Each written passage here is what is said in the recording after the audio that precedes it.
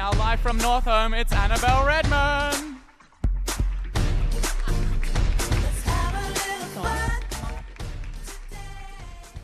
Is it on? Oh, it's hello everyone. So, this week's 30 Seconds With, we have a bit of a special guest. He is an integral part of Northolm's history. He's the old Mr. Phillips, so deputy principal from 1988 to 1998. Is someone older than Mr. Phillips? No. We can all relate to him in some way. He is a basketball enthusiast, shopaholic, a chatterbox to match Mr. Doyle, and just an all-round great guy.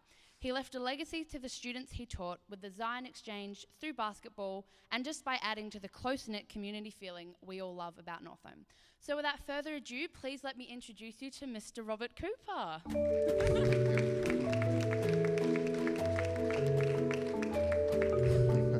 Thank you, Annabelle. So my first question is, you have a few aliases. So should I call you Little Mr. Cooper, Mr. Coops, Trooper Cooper, Rocket Rob Cooper, or just regular Mr. Cooper? If you're in mischief, Trooper Cooper. Okay, if you're playing basketball, Rocket. Rocket is my preferred, and you can get into my email accounts real easy if you just play around with Rocket. Okay, so we'll just stick with Mr. Cooper then. Might be easier. So I mentioned briefly the Zion Exchange. Could you tell us a bit about that? Yes, in 1989, as part of an American study trip, which we used to take every 2 years, that was the first, we attended Zion Baptist Church in Philadelphia. The reason we went, Zion was at the forefront of the civil rights movement, so we were attracted for the history. Wow. Being a fairly cheeky person, I asked the pastor in the second week, would he be interested in having an exchange program between a school, Northholm, and a church, Zion Baptist Church, which I thought was pretty unique. He didn't say yes straight away. In fact, it took 9 months. I've been spied upon because they thought we were racist. They found out we weren't. 9 months later, we knew we succeeded because he sent his daughter as one of the first 2 people. Wow. Yeah, that was terrific. And is it true you were the first ever white people to set foot in the church? Certainly for the previous 10 years, because the surrounds was a real ghetto, dangerous. Okay, the car park had a fence up 10, 15 metres. That was the kind of neighbourhood. But the people who attended the church were people who had grown up in that area, but were now ambassadors, judges, federal ministers. So they're pretty important, but they gave back to their community. That's amazing. Was. That's incredible. So as deputy principal, what did you love about the role, and do you have any funny memories to share with us? Mr. Cusack, I thought they were introducing you with that rock music. Mr. Cusack, let me start with a funny memory. An unjust memory, really. In my very first 6 months, the headmaster of the time put on a Victorian melodrama night. Because I had a dark beard in those days and dark hair, I was cast as Jasper, the villain. Now, all the students thought that was a very good choice. I was a little bit second thoughts. I've heard you were a bit formidable, yeah.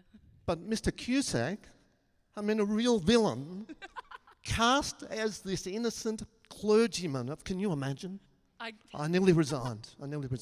Untrue, very untrue. So a few quick questions. Try not to think about these ones too much. Yes. We like to get a bit of a look into your inner psyche. Favourite teacher, Mrs. Pluce or Miss Thrift? Dead heat. Sorry? Dead heat.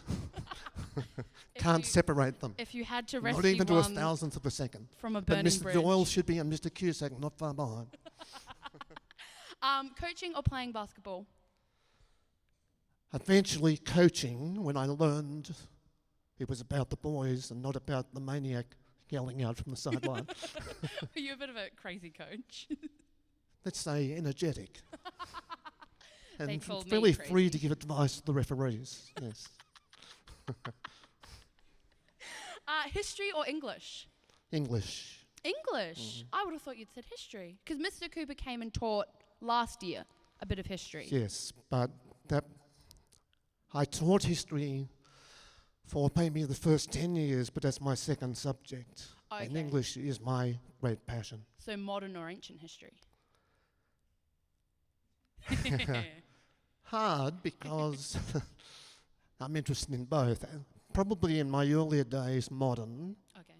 More recently, I've got more fascinated by ancient, partly through one of our former students, who's now a senior lecturer after getting a PhD at Cambridge. Wow. One of our 93 class, very clever girl. PhD. And we keep in a little bit of contact, so she's whetted my appetite. Oh, wow. And just to finish off, what's 30 words or more of advice, I say or more, of advice you can give to the students? Give me the script. No, it's all your own thinking. Oh, he's got his Right. glasses on. No, I haven't. Northholm is the base for your future. In the last 15 months, I've met 11 former students, 10 different countries. That's the point I want to leave you with. Be a good Australian, but in the future, you've got to be a citizen of the world.